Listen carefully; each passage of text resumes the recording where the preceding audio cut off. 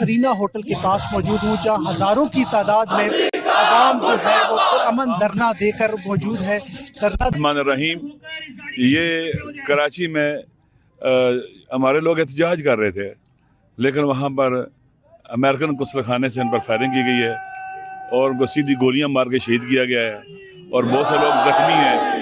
یہ قاتل رجیم ہے، امریکہ ایک قاتل رجیم ہے، ڈونلڈ ٹرمپ قاتل ہے اور ان کے ایمبیسی کے بھی لوگ بیٹھے ہیں، یہ بھی لوگوں کو مار رہے ہیں، یہاں پر احتجاج کرنے والوں کو مار رہے ہیں۔ یہ جرم ہوا ہے، قابل مذمت ہے۔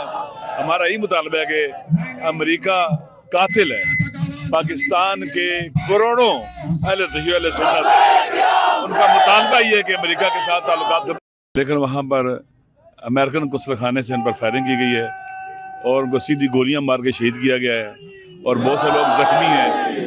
یہ قاتل رجیم ہے، امریکہ ایک قاتل رجیم ہے، ڈونلڈ ٹرمپ قاتل ہے، احتجاج کرنے والوں کو مار رہے ہیں۔ یہ جرم ہوا ہے، قابل مذمت ہے۔ ہمارا یہی مطالبہ ہے کہ امریکہ قاتل ہے، پاکستان کے کروڑوں اہل تشیع اہل سنت ان کا مطالبہ یہ ہے کہ امریکہ کے ساتھ تعلقات ختم کریں، امبیسڈر کو یہاں سے نکالیں۔ یہ جاسوسی کا ڈر ہے، سفارت خانہ نہیں ہے۔ یہاں پر اس ملک کے خلاف سازشیں ہو رہی ہیں، پاکستان کے اندر تفرقہ پھیلانے کے لیے سازشیں یہاں ہوتی ہیں۔ دشمن ہے امت اسلامی کے، یہ دشمن ہے مسلمانوں کے، مسلمان ممالک کے، یہ اس پورے ریجن کو ریسائز کر کے ریشیپ کرنا چاہتے ہیں، یہ ہمارے ملکوں کو توڑنا چاہتے ہیں، لہذا یہ ان کی ہر قدم قابل مذمت ہے۔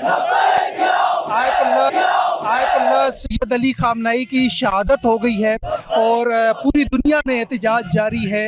پاکستان کے وزیر اعظم نے ابھی تک مذمت تک نہیں کی ہے، کیا کہیں گے؟ یہ ایک طرف ہم پیس بورڈ کا بھی ابھی تک حصہ ہیں، آپ اس کردار کو کیسے دیکھتے ہیں؟